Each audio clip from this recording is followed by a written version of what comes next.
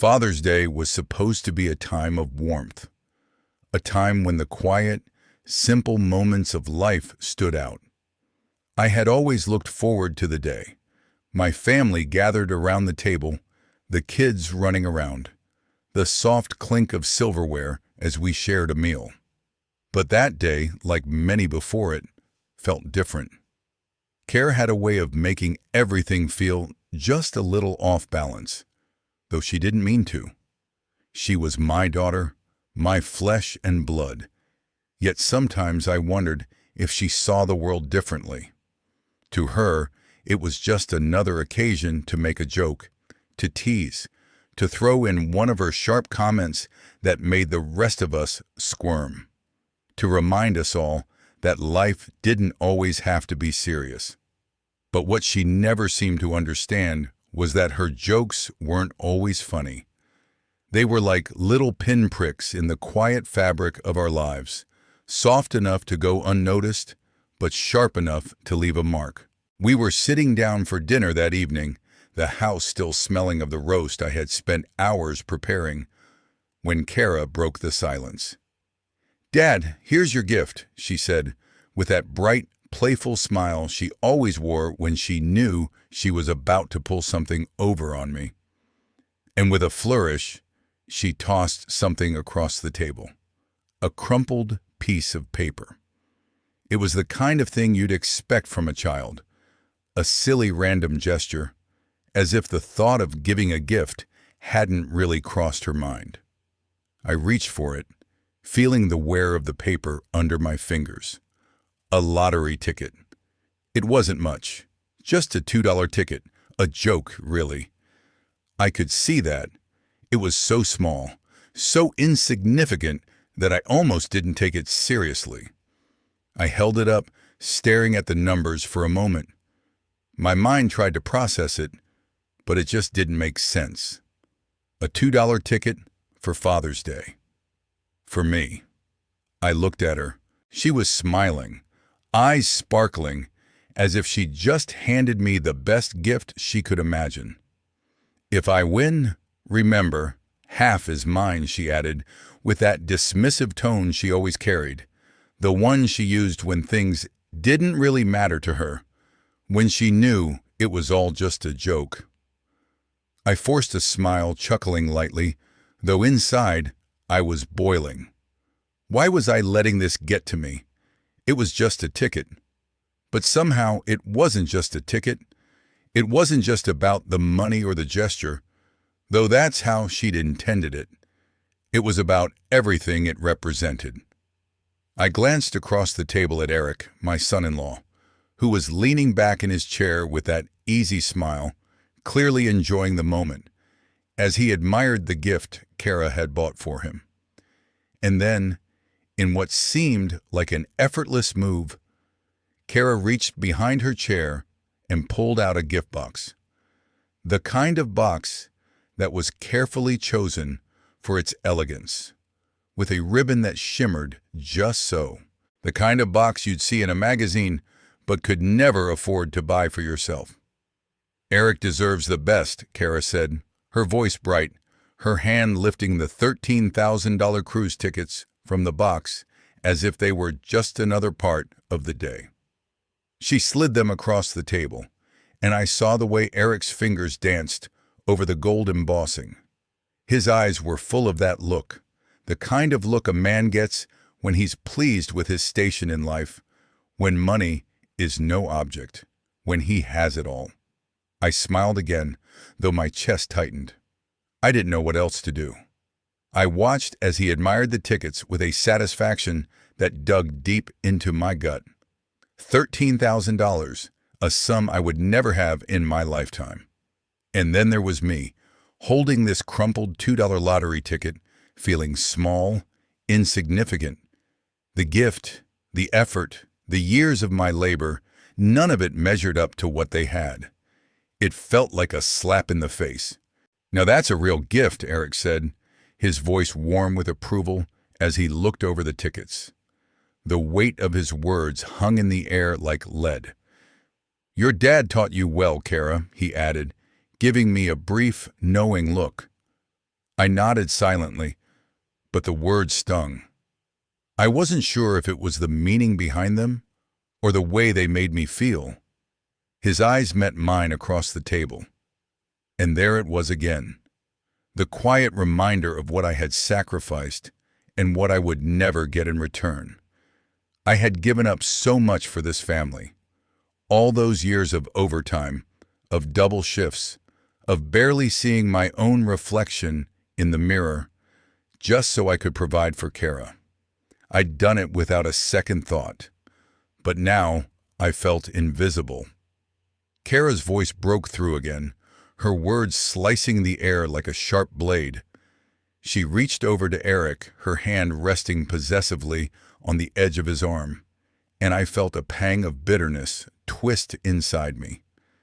"Eric's been there for us," she said. "He's done more for us than you ever could." I didn't say anything. What could I say? The words didn't come. I just stared at the crumpled paper in my hand, the $2 ticket that felt like it weighed more than the $13,000 cruise tickets. The weight of years of hard work, years of sacrifice, pressing down on me. I swallowed the lump in my throat. "I hope you both enjoy the cruise," I said quietly, trying to sound casual, trying to hide the sting in my voice. "We will," Eric replied, slipping the tickets back into their box, already moving on to the next subject. "This is how families should treat each other, with generosity, respect." I didn't respond. Instead, I just sat there, my fingers still clutching that tiny piece of paper, the room around me feeling colder by the second. Dinner ended soon after. I watched them leave, the door slamming behind them as their voices echoed down the hall. Their laughter was like a reminder of everything I could never have. I stayed behind, seated at the table, the remnants of our meal growing cold. The house was silent now, a kind of peaceful emptiness settling in. But I couldn't feel at peace. The silence was no longer comforting. It was just a reminder of the distance between us now. My hands, still gripping that lottery ticket, felt heavier than they had before. I wasn't sure what to do with it, what to do with the feeling that had taken root in my chest. All I could do was sit there, watching the sun dip behind the trees outside the window, and try to make sense of a day that had started with such promise, but had ended with everything feeling different. Later that night, I sat alone in my favorite chair. The worn-out recliner had been with me for years, since the days when I was young and full of ambition, working long hours at the garage, thinking I was doing the right thing, the noble thing. Now, it was just a relic of a time gone by, a time when I thought I had a purpose, when I thought everything would pay off in the end. But there I was, in that chair, staring into the dim light of the living room. The silence was heavy, broken only by the sound of my own breathing and the low hum of the fridge in the kitchen. The evening had settled into a quiet routine, one I had grown all too familiar with, one of reflection, of reviewing bills, of keeping track of what little I had left. I didn't expect the phone call, but it came anyway, piercing the silence like a knife. I hadn't been thinking about anything in particular, just going over the usual, making sure every penny was accounted for. It was a habit I had developed over the years, checking my bank statements with the precision of someone who had lived through hardship. I had to. I didn't have the luxury of forgetting about every small detail. The phone buzzed on the table, breaking my thoughts. I glanced at the caller ID, Kara. For a moment, I considered letting it ring out. What did she need now? But I picked it up anyway, feeling the weight of that old familiar concern. It wasn't just the call itself that bothered me. It was the way I already knew this conversation would go. "Hello?" I answered slowly, trying to sound more composed than I felt. Dad, Kara's voice came through the line, sharp and clear. I need to talk to you. I hesitated for a second. What's going on? I noticed something on your account, I said, keeping my voice as steady as I could manage. A charge for $13,000 from Premium Travel Services. What's this about? The silence on the other end of the line was immediate. There was no hesitation, no confusion. Just the faint sound of her breathing, her calmness betraying the gravity of the situation. My pulse quickened, a knot forming in my stomach. Something told me I wasn't going to like what I was about to hear. "Oh, that," she said, her voice too casual, too indifferent for something that was supposed to be a simple explanation. "I bought Eric the cruise tickets. He deserves something nice, don't you think?" The words hit me like a physical blow. It was as if everything, the years of sacrifice, the long hours I had worked, the blood, sweat, and tears I had put into raising her, had all been for nothing. I could feel my hands shaking as I gripped the phone tighter, my breath coming in short, tight bursts.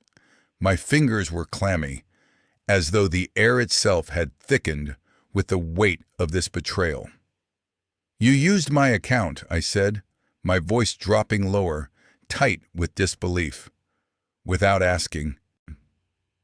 There was a long pause, and when she spoke again, it was as though nothing had changed, as if this was the most natural thing in the world for her to do.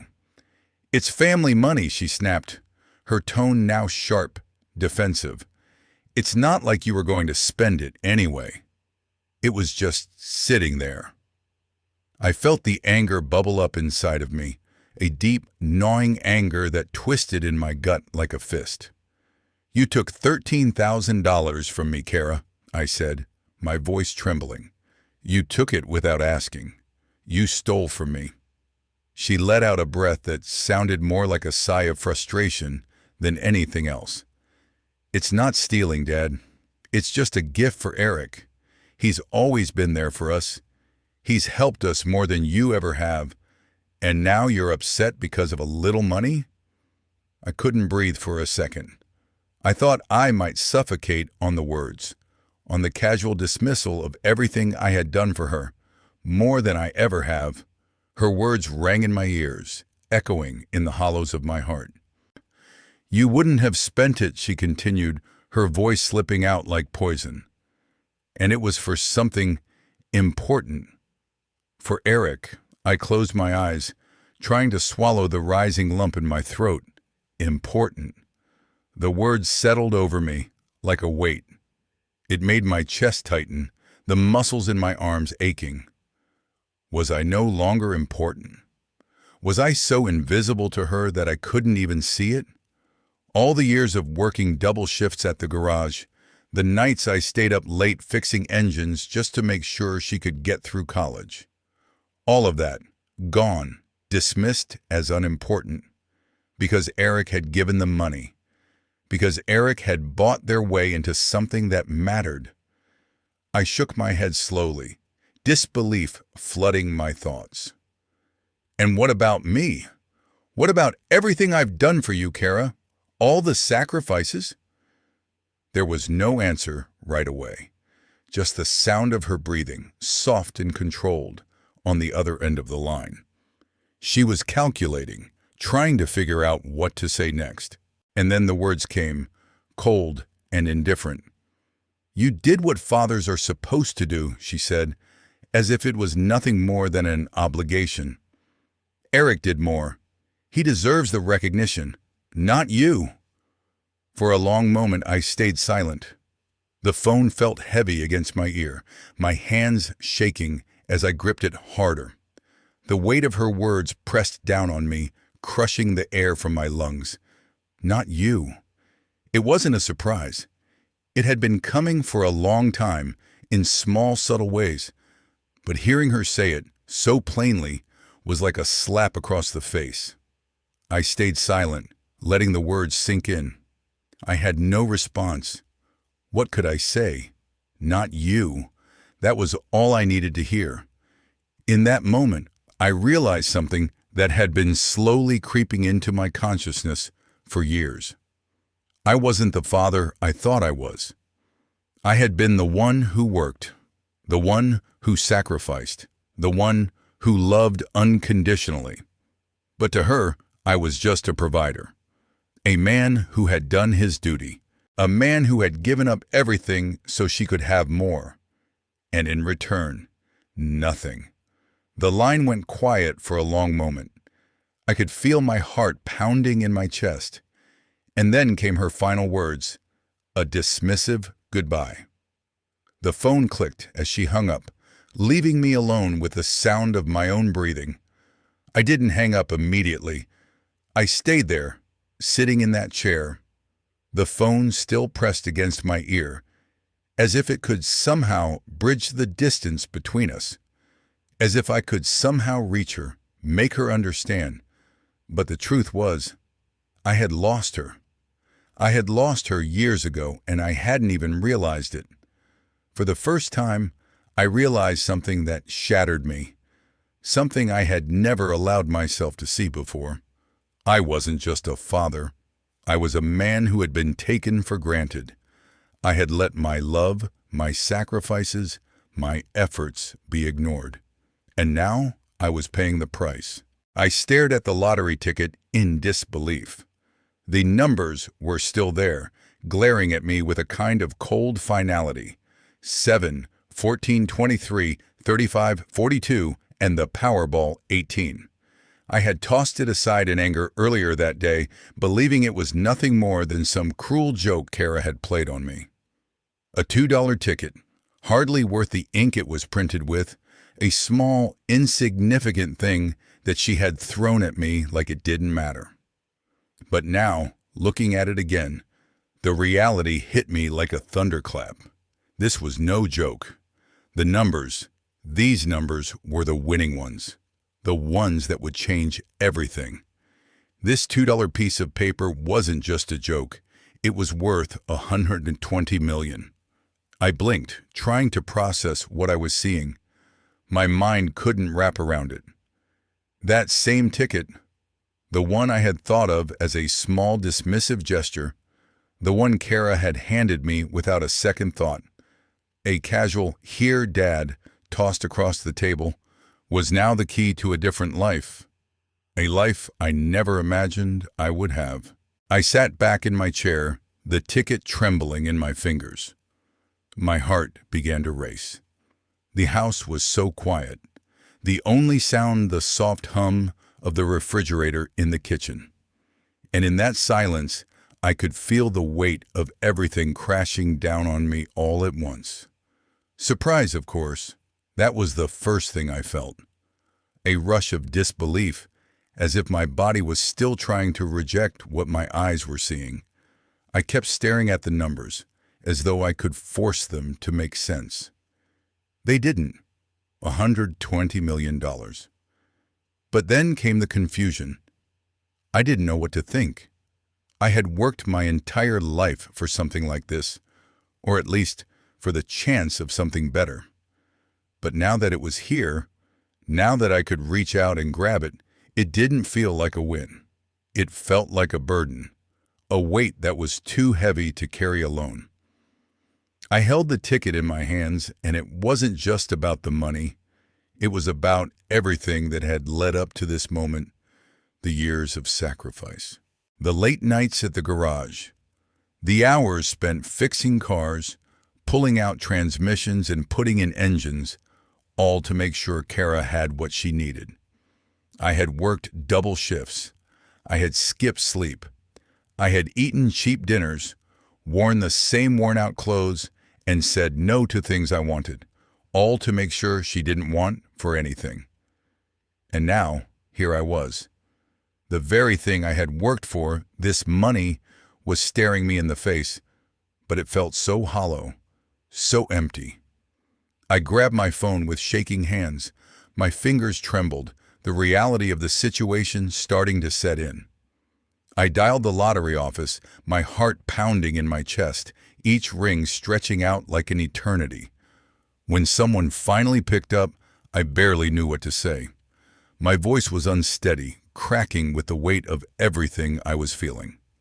I need to verify something, I said, my words slow, unsure. I have a ticket here. I think I've won. The numbers? Are they real? The voice on the other end was robotic, efficient, the way you would expect a lottery official to sound. Please provide the numbers, sir.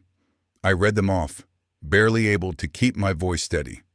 7, 14, 23, 35, 42, Powerball 18. There was a long pause, and then the voice came back. Congratulations, Mr. Woods. You have won. The total jackpot is $120 million. The words hit me like a punch to the gut. $120 million. I had heard those words before, of course, seen the news stories, watched people claim their big wins. But now, it was me. It was my life that was changing. My world was about to be turned upside down. But I didn't feel any excitement. I didn't feel like celebrating. Instead, I felt something else. Relief.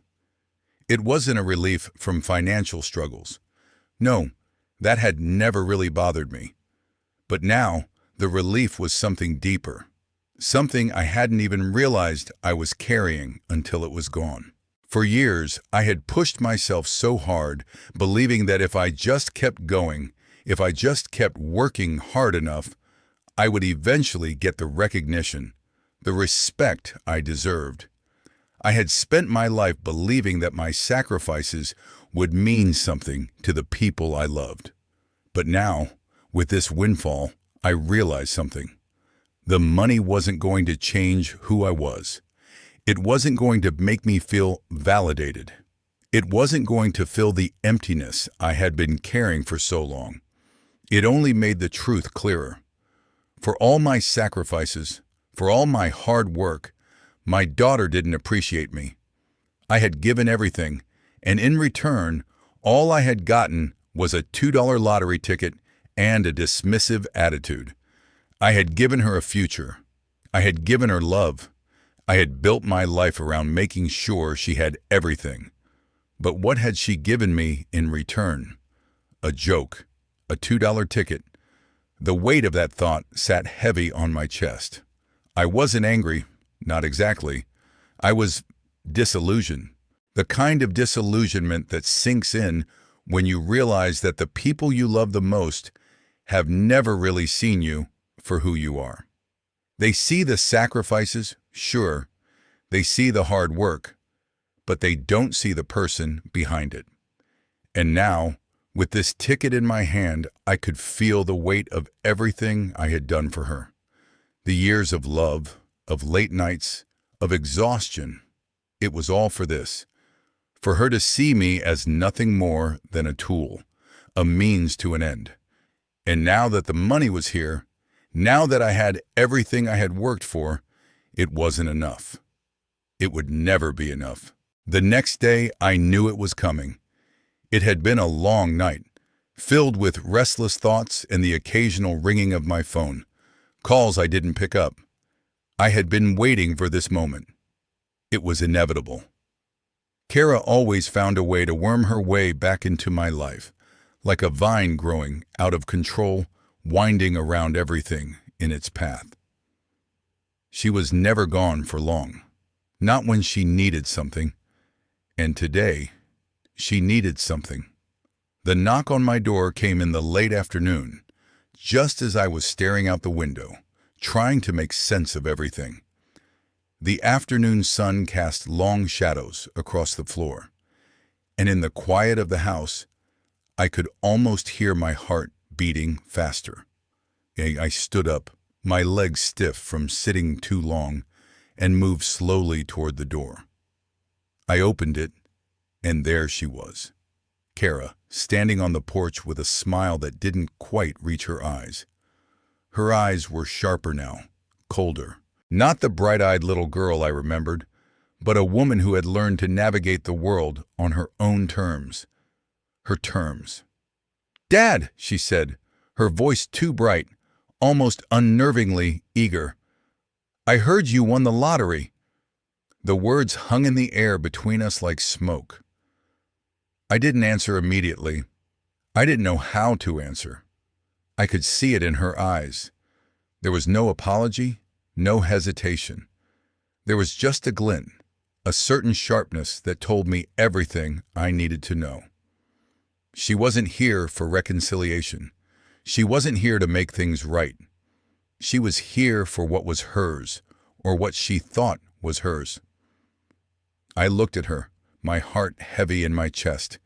The same woman who had humiliated me, who had taken from me without a second thought, was now standing on my doorstep, expecting something.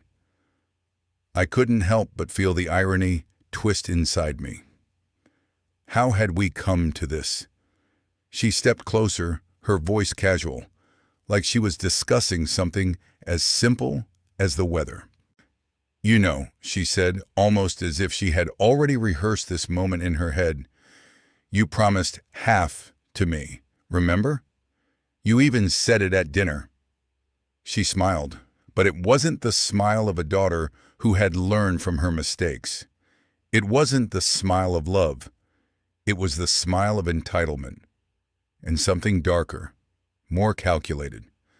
I stood there for a moment, trying to catch my breath. How had I missed it before? The way she spoke, the way she carried herself. There was no remorse, no understanding of the hurt she had caused, just that same familiar expectation. I stared at her for a long time, and I could feel the weight of everything pressing down on me. Every sacrifice, every sleepless night, all of it culminating in this moment. I had given her so much, everything I could give, and yet, here she was, demanding more. I stood up slowly, my body tense with the anger I had been trying to suppress. I forced myself to remain calm, to keep my voice steady. "Kara, I've had time to think about all of this, and I think you need to understand something very important." For a brief moment, I saw something flicker in her eyes. Regret? Surprise? Maybe. But it was fleeting, disappearing as quickly as it came, replaced by the same self-righteousness that had been there from the start. "The ticket was a gift," I said, my voice firm. "You gave it to me. Once you give something, it belongs to the person you give it to." There were no strings attached. Her eyes narrowed, and I could see her shift. She wasn't ready for that. She hadn't expected me to stand my ground. She had expected me to be the same passive, self-sacrificing father I had always been. The one who would bend, who would give in. "You're saying that's it?" she asked, her voice rising with a touch of anger now. "That's how you're going to play this? You're just going to take everything and leave me out?" I nodded slowly, the words coming easier now. "Yes, because you don't deserve it. You took from me. You used my money to buy a gift for someone else without asking. You humiliated me in front of everyone, in front of the whole family. And now, you want me to just hand over what's mine? No, Kara, that's not how this works." Her fists clenched at her sides, her breath coming faster, her eyes flashing with something dark and dangerous. The tension in the room grew thick, almost suffocating. I could see the anger bubbling inside her, and for a brief moment, I almost expected her to lash out. "You'll regret this," she said, her voice low, cold. I didn't flinch. I didn't back down. "Maybe. But I'm done enabling you," I replied quietly, each word carrying a weight I hadn't realized I was capable of. "You've made your choices, Kara, and I've made mine." With that, she turned on her heel and stormed out of the house, slamming the door behind her. The sound of the door echoing through the house was like the final nail in the coffin. I stood there for a moment, the silence settling in around me, almost suffocating in its finality. But as I stood there, I felt something strange, something I hadn't felt in a long time. Relief. The anger that had been building inside me, the frustration and resentment I had carried for so long, began to fade. The weight of years of sacrifice, years of feeling invisible, of feeling unappreciated, began to lift. In that moment, for the first time in a long time, I realized something. I didn't need her approval. I didn't need her to validate me anymore. I had spent so long trying to be the father she wanted, the father I thought she needed. But now it was clear. I wasn't that man anymore. And in a strange way, I felt lighter. I felt like I had finally made a choice for me, not for her, not for anyone else.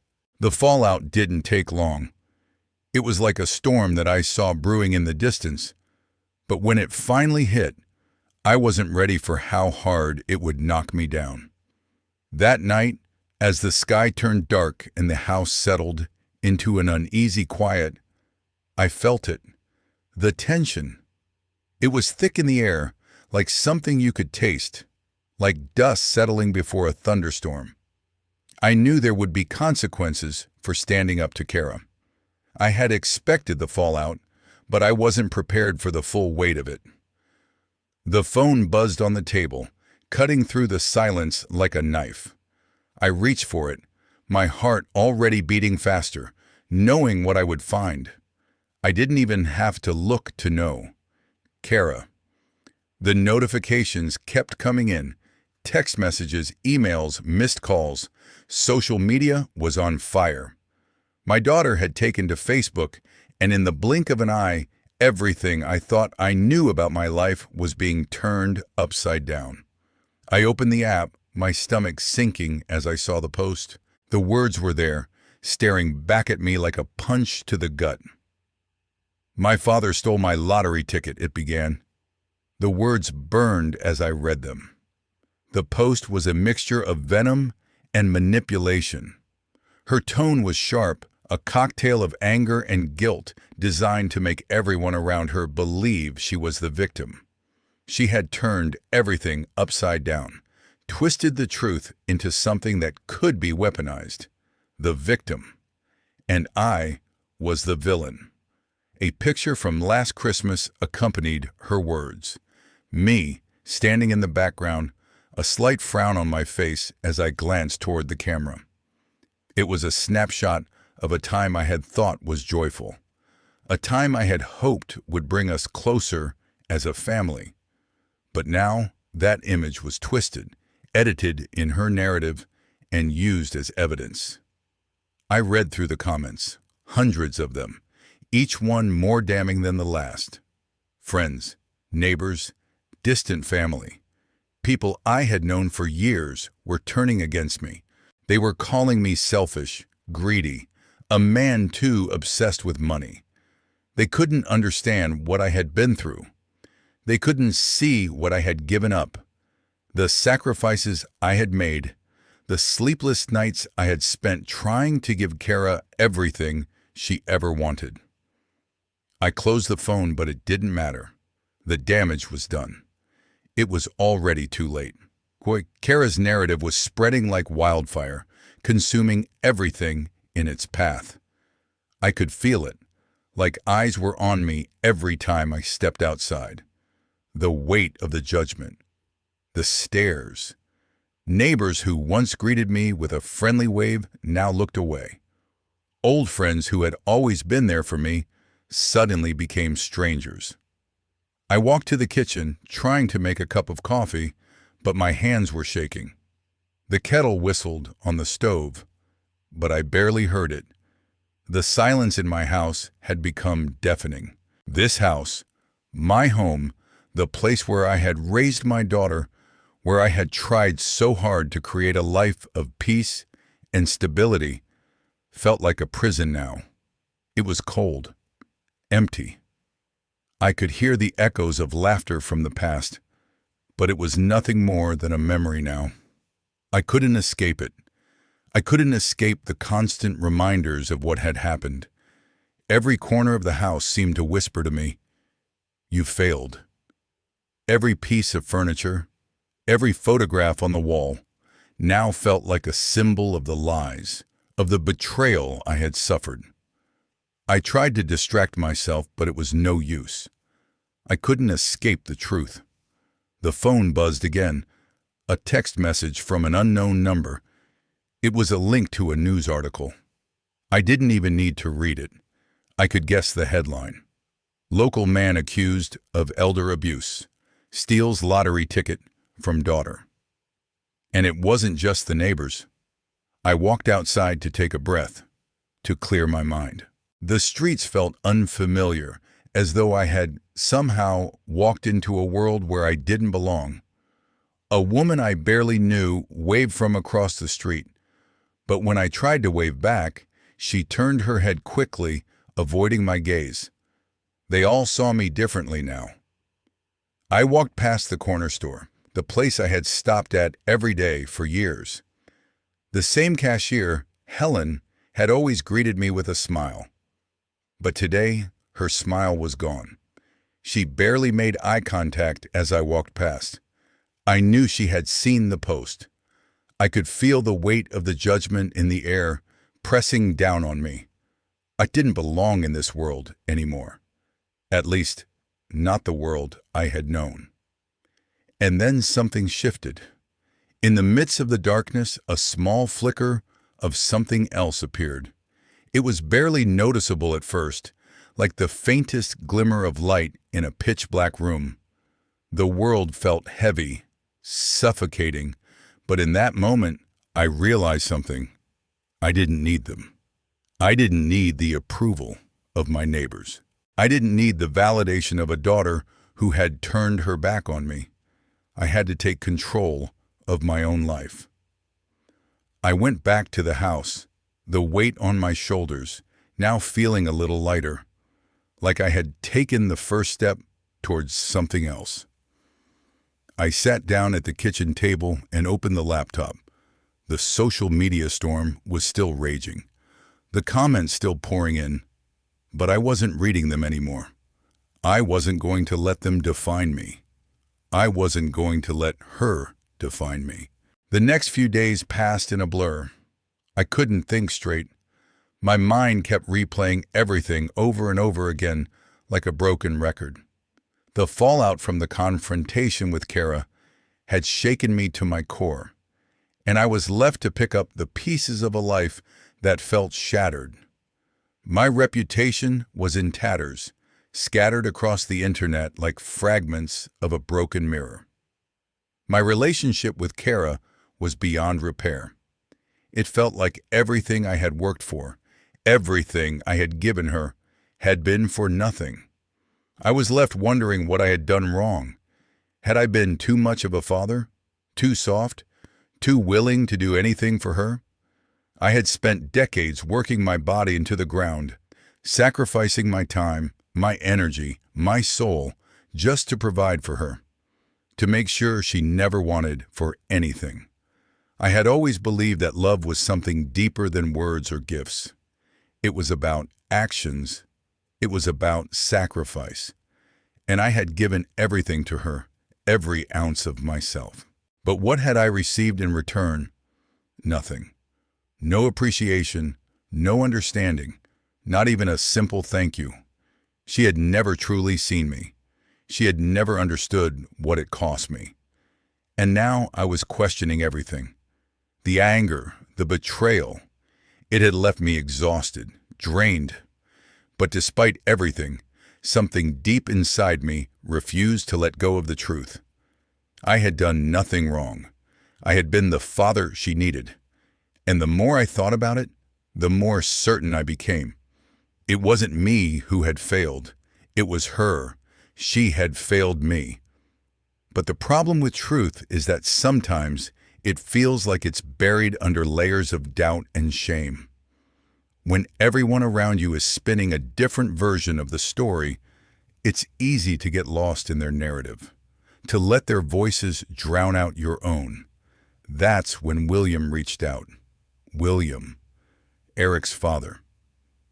I hadn't heard from him in weeks, but something about his call brought a small flicker of hope into my chest. He had always been a man of integrity, a man who valued respect and loyalty. He was a man who had lived his life with purpose, something I respected more than anything. But would he understand? Would he believe me too? I was hesitant at first.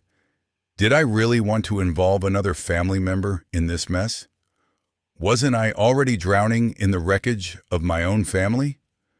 But there was something about William's calm demeanor, his steady voice, that made me feel like there was a chance, just a slim chance, that someone would stand by me, someone who knew the truth. When he spoke, it felt like the weight of the world lifted off my shoulders, even just a little bit. He had witnessed the exchange on Father's Day, everything that had happened, and he didn't hesitate. He stood by me. "I've been reading all the nonsense online," William said, his voice steady, unaffected by the chaos swirling around me. "And I've had enough of it." "William, I started, but he cut me off gently. "I was there, Stephen," he said. "I saw what happened. I saw Kara give you that ticket, and I saw the way she treated you. It wasn't a gift, it was a manipulation. She has her own agenda, and she's used you to fulfill it. You did nothing wrong."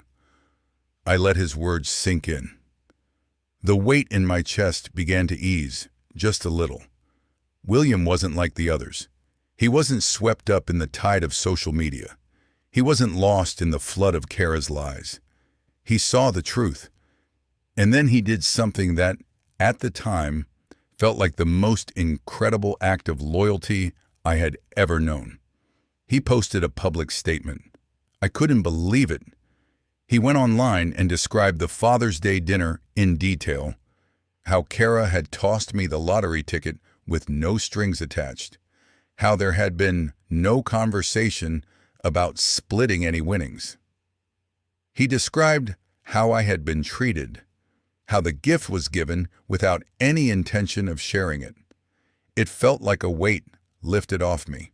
For the first time in days, I felt like I wasn't alone in this battle. For the first time, I wasn't the villain of the story. I wasn't the greedy, selfish father that Kara had painted me to be.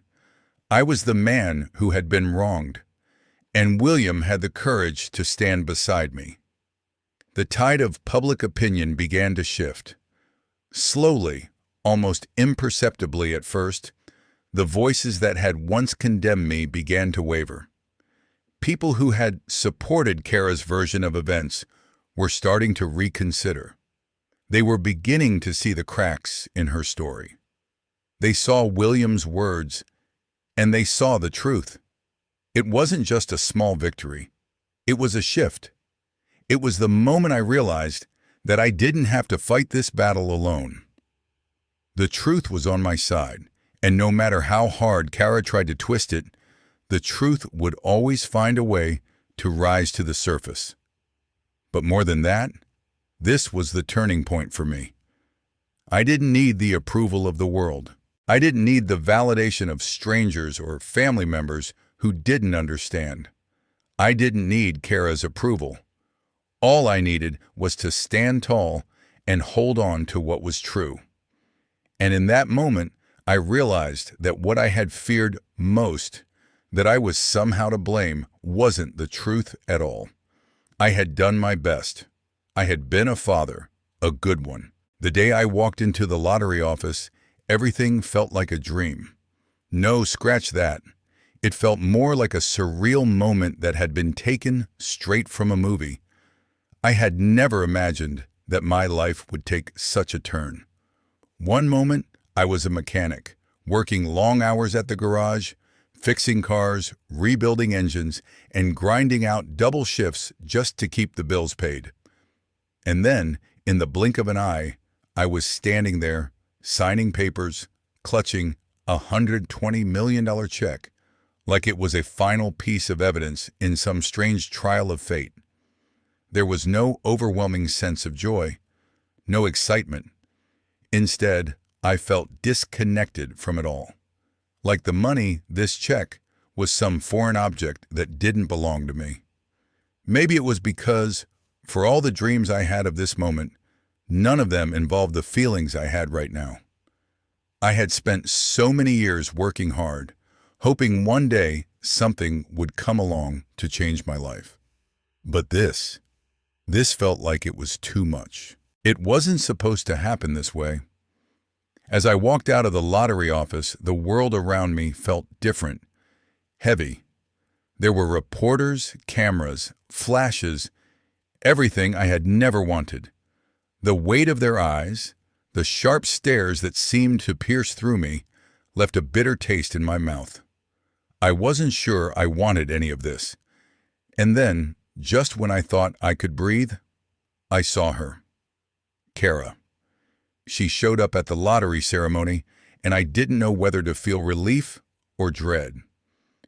She was no longer the girl who once ran to me for comfort, the girl who called me her hero. That image of her had long faded. What stood before me now was someone harder, someone whose eyes were filled with anger, desperation, and a certain coldness I had never seen before. She walked in like she owned the place, her every step calculated, her eyes scanning the room, waiting for the attention she thought she deserved. The cameras swarmed around her as she smiled, the smile of entitlement. I tried to stay composed as I signed the final papers, feeling the eyes of the room on me. But then, as the cameras flashed again, she spoke up.